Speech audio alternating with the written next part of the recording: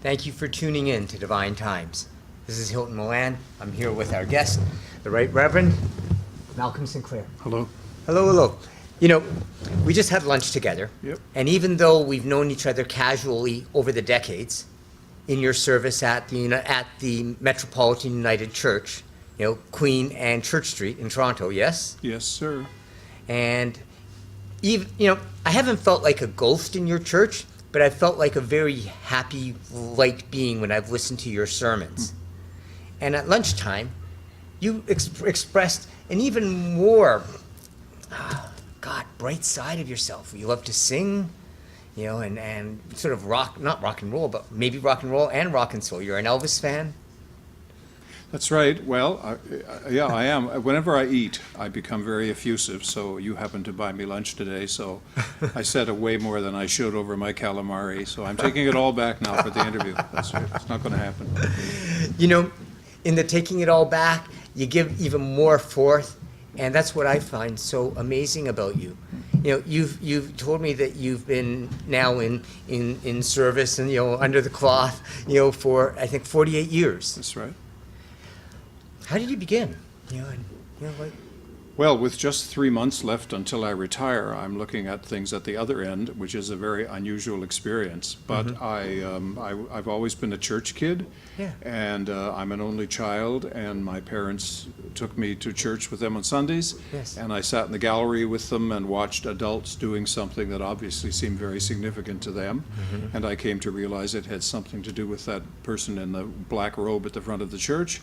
And I think I fell in love with the ambience of the place, not knowing any more about it than that. Yes. The people were kind.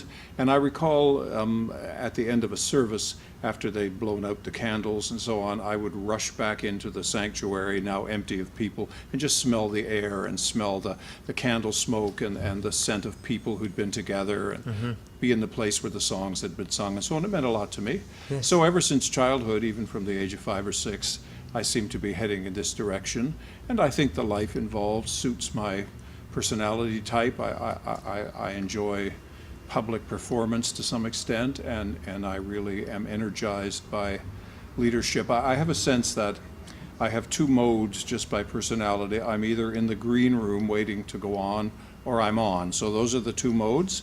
And anything other than that, I'm a bit of a dud.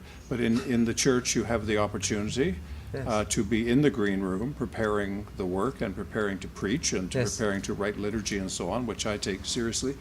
And then also having the opportunity to actually deliver the stuff. Yes. And there's nothing like the preaching moment. There's nothing like it in the world. And so I have had the chance to do that for 48 years, and 30 of them at Metropolitan Church, which is phenomenal. It's the finest church in the country. Yeah.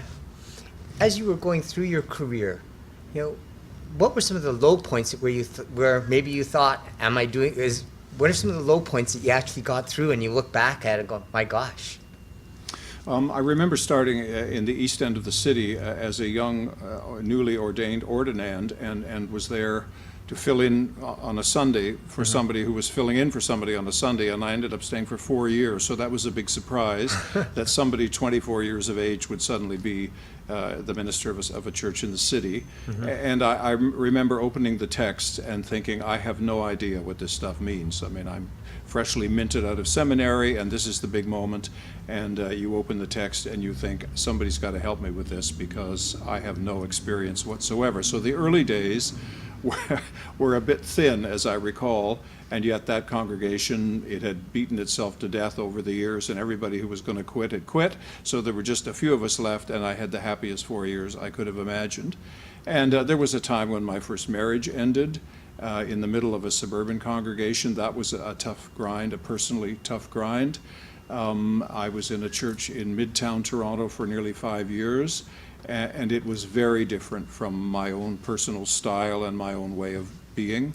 And I learned a tremendous amount there every day, but every day was a climb up a steep hill. And then I ended up at Metropolitan Church, to my surprise, way back in 1988. And I've been there ever since. But I remember at a time going through my 40s and so on, the terrible 40s, and feeling that life is small and that you're shrinking, and the big can I color outside the lines? Is this all there is? All that kind of stuff. And walking up the steep stairs and being in the finest sanctuary in the country and thinking, is this all there is? And I thought, how can you actually think that? What do you think is going to happen in life that could be better than this? But after the Niagara Falls experience of midlife in the 40s, I think I ended up at the bottom of the pool, circling in small circles in a canoe, which wasn't overly damaged. Yes. And then you sail off into the next number of years. So there haven't been low points per se. I feel I've always been treated fairly in the ministry, and lots of my clergy friends would have had more difficulty, it seems. And I've always been very fortunate to have affectionate staff members with whom we could work easily. I've always had the privilege of working with a team and excellence in music and so on. So I'm very fortunate. And as I was telling you at lunchtime, to be a preacher with primarily a preaching responsibility is very rarefied air. Lots of my colleagues these days, especially with mainline churches imploding all over the country, they have to do a million things, and they have to do them with diminishing resources and all that. But where I am, I've had the privilege of being expected to preach, to concentrate on that, and to deliver the goods at that level, and that is what I feel I do naturally, and that's what I love to do. And so to have all that come together creates very rarefied air. It comes through, and for any of our viewers that would like to view some of your sermons, they can do so online, can they not? Well, the audio of the sermons is online on the Metropolitan United Church website, and Yes. there are a few videos there. I was invited a number of years ago, well, on 2 occasions, to go to Melbourne, Australia to preach. Yes. And they actually videotaped the sermons, so I had a chance to preach in Melbourne, and that was fun. So when you preach far away, you get to say all kinds of things that you might not be able to say at home. So these would be the Melbourne sermons, and they sound Australian, and you just give them everything you got, see? Are they located on the Metropolitan Yes, they United are. Yeah, Church you- website? yeah, Is you it can find them. what is the website? Metropolitan, Met United, metunited.org. Yeah, metunited.org. .org. Yeah. Perfect. I look up the website, look under sermons, Yes. and there they are. Yeah. Oh, can't wait. Yeah, there you go. Well, you could stop the interview. We could do it now. I have to resist because this is right now even more fun. I'm teasing you. Good. You've been doing that all afternoon, and you do that in such a really a divine way with your sermons. How do you do that? That it's so light, and yet you take the gospel, you find a passage like. I don't know, maybe there's a passage that's coming to mind now that, do we sample it or talk about something? It's hard to do. My mind isn't. I don't have that great a mind, so I'm not a theme preacher. I can't give you Sure. I can't give you political sermons per se, but I am fascinated by how the texts all blend together. And if you get a selection of 3 texts that are suggested preaching for a Sunday. I love the fascination of seeing what is the underlying theme, what's the bedrock underneath all 3, because they often seem very disparate. And then just let the imagination roll and go down the rabbit holes that come up, and Yes. and then it's a long process. I would call it it's a cooking pizza kind of preaching method. You put the ingredients on the pizza dough and you put it in the oven, and then the next day you come and turn it half a turn, and then you put it back in and forget about it, and the next day you turn it another half turn. So I'll start 6 weeks ahead and write as many things as come to mind from reading the passages and set it aside, and 2 or 3 days later open the passages again and read them again and put another whole set of stuff down, and by the end of 4 or 5 weeks I've got notes on everything from soup to nuts, and then you start circling around them to say, does any of this stuff fit together? What else is happening? What did you dream about in the night? What woke you in the morning? That kind of stuff. And put it all together, and then the question becomes, how simple can this be? How clear can it be? Because I can't read thick stuff. I don't read it well, and I can't really read deep stuff for very long. But I love stories, and I love storytelling, and I love things that engage me. So if there is some way of saying this great text is about this simple, sweet thing that we all recognize and know. If you're able to make that without making it facile, that's very effective. And it's delightful to be in that kind of public performance. Yes. I would say that the only time all my cylinders fire in my little life is in the middle of preaching a sermon. All cylinders fire. Then the rest of the time, you get pops and whistles and grunts, but they seem all to fire during that time, which is great. That my mindset and my personality type and is suited to the work that I do. So I feel very fortunate that that's come together. When you speak of all the elements, I had not appreciated that, potentially each of your sermons is not prepared a week in advance, but 6 weeks in advance or 60 days. So you're giving yourself time to percolate. Well, these texts and themes are so deep that Yes. Trying to prepare on a Saturday night during the hockey game is just nuts. Or even the week before. No. Well, I've learned this over the years. I mean, Yes. I've been backing the time off for years, and now it's about 6 weeks out. And my minister of music, who is very, very gifted, is working at her material 6 weeks ahead as well. So we collaborate away down the road and say, what is the theme we're heading for? What's it going to feel like? What are the lights and shades in public worship on that Sunday? And Yes. we're both working towards a similar goal. So we will give titles to each other 6 weeks out, and then you start gathering the material, and then you read the newspaper, you listen to the social ambience of the city, and you say, is there any of this stuff that is going with the things I was working on for 3 weeks for Sunday? You make a little note to yourself in the side column. This is about the shooting that occurred and whatever, and this is about the labor unrest that occurred and whatever. And you might not talk about that on the day, but at least you've written enough things down that you've got a little collection of real events and real feelings Yes. that illustrate the text. And then and I've come to realize it late, that having done all that is still not the preaching. The preaching happens at the moment that stuff lifts off the page. The preaching happens in the moment between the spoken word and the ear of the hearer. That's the sermon. And as one of my great sermon preachers and teachers of preaching said, the sermon happens in the ear of the listener, not in the mouth of the preacher. So everybody who goes out of that church has heard a different sermon. And if they nail you at the door and grab you by the tie, they heard a sermon probably that you didn't preach, but that's fine. We can live with that. James Forbes, who was the minister at Riverside Church, New York, just probably the most remarkable preacher I ever heard, said you need a sermon preparation period where you sit at a hard desk and you write notes, and you see what's the framework of the text, what's the historical background, what is the author trying to say, what are the chunks and the colors, and then you need a soft chair, something to tip back in, and you lie back in it, and you begin to say, what does this feel like? What are the feelings in the room? What did he or she feel like when he or she made the remark in the text? What's going on outside the frame? Was it raining on the day they spoke together? That kind of stuff. So I went out and bought myself a chair for $50, a nice soft one that tips back. And I'll sit in there midweek and tip the chair back, and my staff thinks I'm sleeping, but really I'm thinking. At Yes. least that's what I tell them I'm doing. That's perfect. Yeah. As you told me at lunchtime, you're just the equivalent of a curious 8-year-old child that is matured, but still that 8-year-old child curious about the wonders. Yeah, I think that's right. I think if I were to assess the child in me, he would be about 8, and I think he is shy. And I think he is careful, because his mother always said, now be careful, son. And I think I'm dutiful. Yes. And I think I don't like to make waves, and I like to stay inside my little box where I know where all my toys are.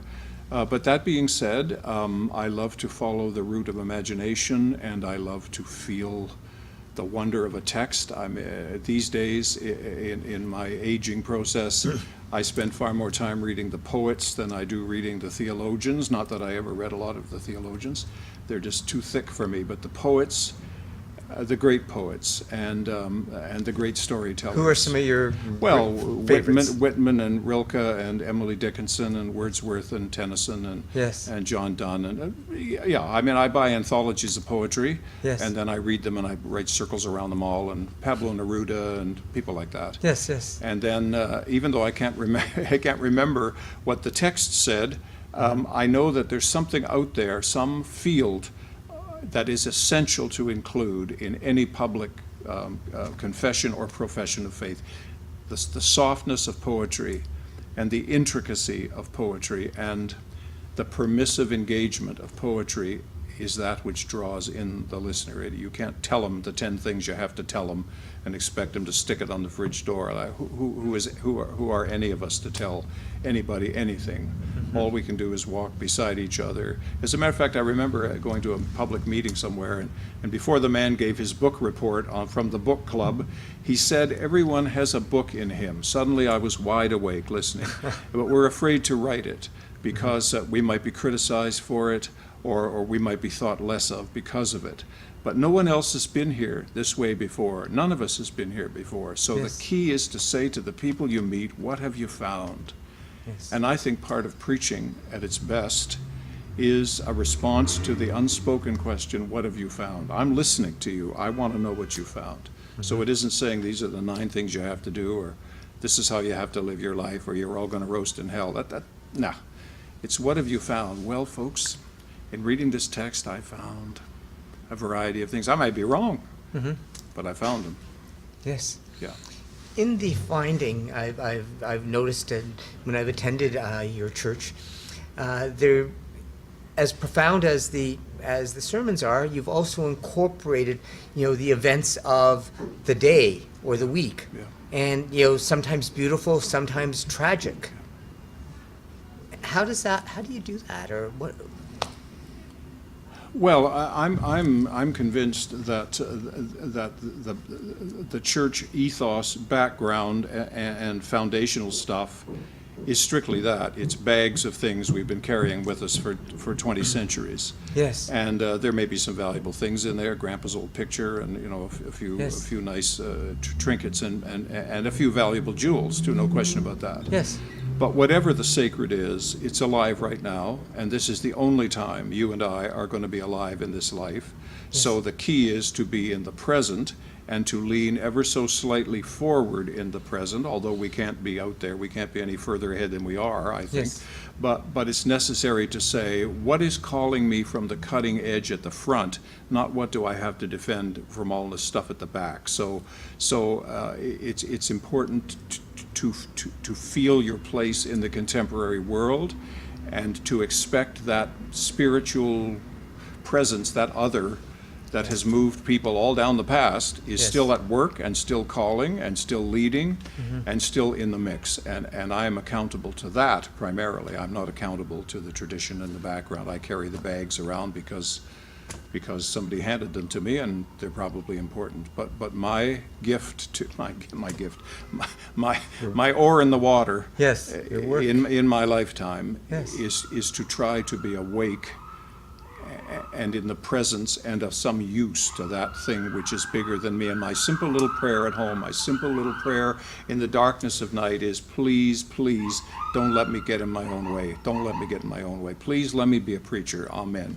And then you shut your eyes and go to sleep and get up in the morning believing that it's somehow the universe which called you this far is going to take you the next step. Yeah. Yes. Yeah. You spoke to me of a definition of God. Well, yes, thanks. I ran, Anne Lamott is an American writer, and she's in her 60s now, and I used to read her a bit. She's a good spiritual writer. Yes. And I stumbled onto a TED Talk by her, and it was called something like The 12 Things I Know for Sure, brackets, I Think. And she laid them out beautifully. Yes. And one of them was about God, and her response was, the best definition I ever heard of God was, not me. And I laughed out loud when I heard that. That's perfect. Not me. I mean, when it comes to whatever the sacred is, we are very much its creature. We are very much its creation. And the presumption that we can push it around and jam it into a corner and abuse it for our own ends and so on is the height of arrogance. I mean, there's a huge fall happens when somebody climbs that high and that stupidly, I think. Pride cometh before the big fall. time, big one, big time, yeah. Yes. So how do fundamentals for human beings, we have the Gospels as a foundation, and when someone is searching, is there a better way or an easier way to begin? to find our way? Boy, that's a tough question. I've often said to myself, I really am an entertainer, and I don't mean that in a cheap sense.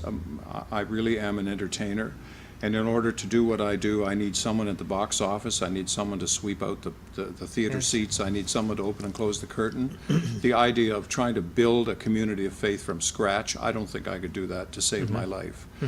But I found that in conversation with people, and occasionally you get into a real conversation with someone. It doesn't happen very often, and I'm always amazed after being nearly 50 years in this line of work, how few people really, really get down to have a conversation with you as a person and that person as a person about real things. But suddenly you realize you're in the middle of a clearing that's very lovely and lush and green, and you begin to talk about things like,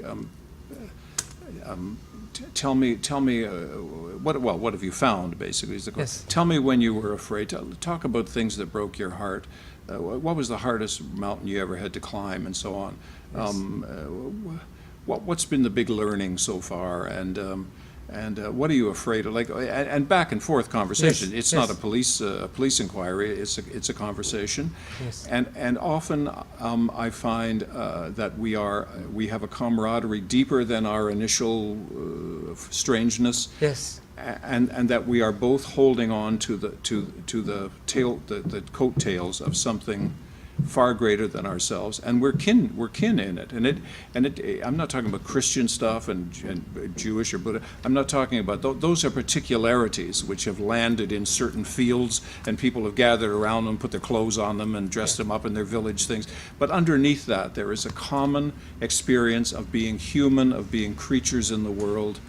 And in that common experience, and in real conversations about it, there grows a camaraderie and a fellowship that not only takes you places, but also anchors you, and you don't start slapping people around when you meet them like that, and you don't abuse them in business, and you don't bomb them and stuff. You really see the sacredness of their human experience, and you feel a kinship with them. I think that's where it starts, real conversations. They happen so seldom. I was thinking the other day, a great sweatshirt that could really sell these days is a sweatshirt with different figures on it.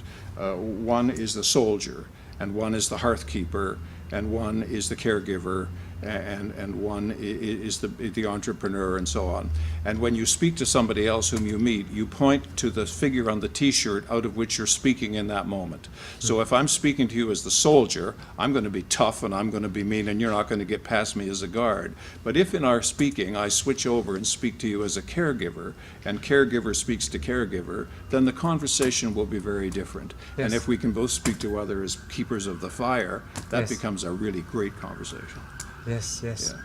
Yeah. In Keepers of the Fire, I've been on my own quest, as a seeker for 40 years, somewhat consciously or unconsciously, and we spoke, a handful of years ago, I started going blind, or legally blind. I have a little bit of vision, and I'm beginning to see more truly within, and it's taken me experiencing, this blindness and not being able to see in the outer, to look for the value in the inner, and find that. And we were speaking, at lunch, of the author of Amazing Grace, and you had some insights. Could you share? Well, I was looking up John Newton, who wrote Yes. Amazing Grace. Everybody sings Amazing Grace, and all the pipers in the world play Amazing Grace. But he was a man who lost his mother at age 7, and his father was away in the Mediterranean as a sailor, and he went to a boarding school and so on. And then he went on a slaver ship as a crew member, going to Africa with goods with which to buy slaves. And he was in a shipwreck off the coast of Donegal, and he thought they were going to die, and suddenly a wave came along, and the load shifted and plugged the hole, and they drifted into a bay, and that was the beginning of him asking the bigger questions. But he went right back, and he was the captain of 3 more slave ships, and at the age of 30 he had a severe stroke from which he barely recovered, but in the meantime he learned Syriac and Hebrew and Greek on his own time. It took him 7 years to be accepted as a priest in the Anglican Church, and he spent 20 years in a small parish, and he was known for his pastoral care. And at the end of his life, on his own epitaph, he wrote, "I did some very, very bad things for very stupid reasons, and thank God in the middle of my life, something opened my eyes, and I became a different person." So I was reading that, and he said it took me a long, long time to come around. You get a hint and a clue, and then you go back to your old stuff, and then you get another hint. It's as if something's knocking at your door, and it's not going to let go of you. So when I read Amazing Grace that saved a wretch like me, and these days hymn writers change the word wretch because it's such an off-putting phrase, and we're not really wretches. You have to take the author at his word. If he thinks he was a wretch and he has been redeemed somehow from that, you have to believe him. So reading Amazing Grace these days, having refreshed myself on John Newton's story, I realize that it's a long process. But once something starts to grab you and give you a sense of a deeper self that you've always been but didn't realize, then that self begins to speak more and more. And I think now, I mean, we talked about our inner lives a bit over lunch. Yes. I don't think my inner life is in hugely great shape. I mean, I'm a fearful person at some level, and I've got a million things that I think I'd like to do, but I never will, and because I might rankle somebody or I might get them up, like all this kind of stuff. I'm a hider, basically. But I've been given, aren't we all at one level? Well, I've been given somewhere enough encouragement to stick my neck out on a Sunday, and enough encouragement to push the text a bit, and enough encouragement to find a measure of boldness to say a thing or two. But as I've always said to my friends, I make the snowballs for other people to throw. You won't find me much out on a picket line or out carrying signs and risking arrest and stuff. That's just important though it well may be. That seems so far from my personality type. So I've got a lot of work to do on the inside. I don't have the answers by any means, and nor am I some kind of slick clergyman who supposedly is in the driver's seat. I'm very much in the passenger seat. So. Yeah. I've known you to be nothing but, humble, honest, humorous, and it's not just refinement. I experience it as divinement because it encourages me on my own path, which at times, appears to be darkening with less light. And then it's in this connection and conversation, and communion where, I'm remembering and finding light. Yes. Beyond. And well, light does enlighten, and it's a surprising thing. Sometimes it comes in a dream and you wake up, and sometimes it comes in moments you can't explain that just cross your path, and sometimes it comes in a thought you've been waiting to finish for 25 years and suddenly the thought pops into your head, or sometimes it comes in rereading a text you read 25 years ago and the text is totally turned in your mind and experience because you're older. And I just realized that the layers of treasure are deeper and deeper. You'll never exhaust them because the mystery is compelling. We are its children, and it's alive, and it's not going to let us go. Although I have to tell you, I did have an arrogant day once. You talk about humility. I had an arrogant day on a Tuesday once, and I yelled at 3 people, and they wouldn't speak to me anymore, so I had a humble day after that. It was not a good idea. Oh, yes. Well, maybe you can write a song about that. I hear that there's a songster in you that is looking to come out in your retirement or what I'm suggesting, pro-tirement.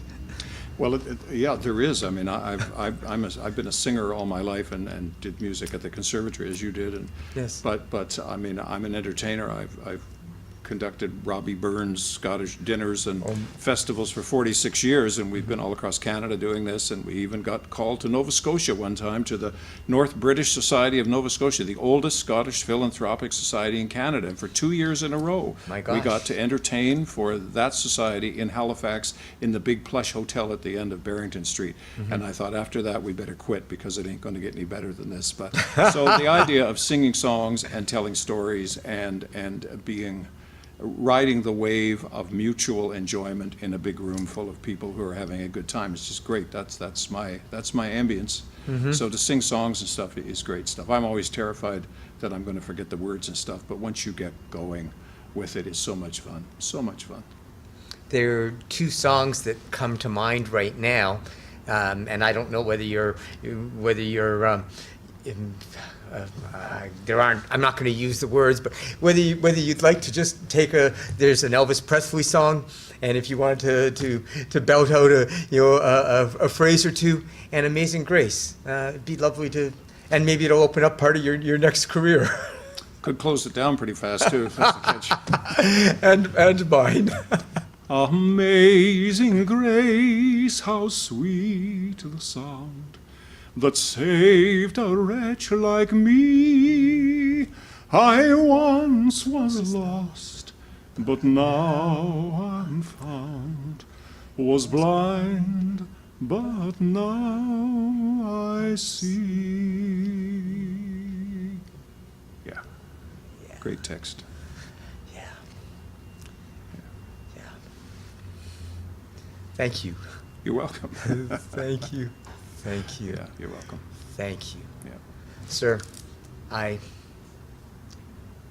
am just, not only so grateful and touched, but frankly, I confess I'm so excited because whatever you've accomplished and contributed in this last 48 years of service in service, and may I suggest, that you might even use the frame edutainer. Well, that's Because- good. That's a good word. Yeah. Yes, yes. Yeah.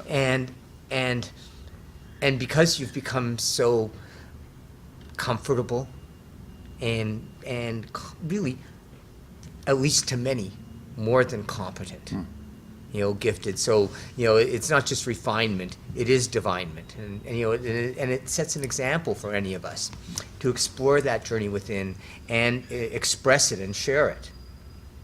Well, we're in it together, and I have one small furrow in a very big field, and it is a great privilege, and has been a great privilege to try to stick a plow in it and so on. But my wife thinks I'm a bit of a fake, so I would then be a container in that case. Is that enough? Oh my God, it is better than enough. Thank you. It is truly Thank you. amazing grace. Thank you, sir. Again, thank You you. bet. All the My blessings. pleasure. In the light. Thanks. Malcolm Sinclair, Hilton Malone, Malcolm Sinclair, and Hilton Milan. For divine times, we will see you in the light. Bye-bye. God bless you all.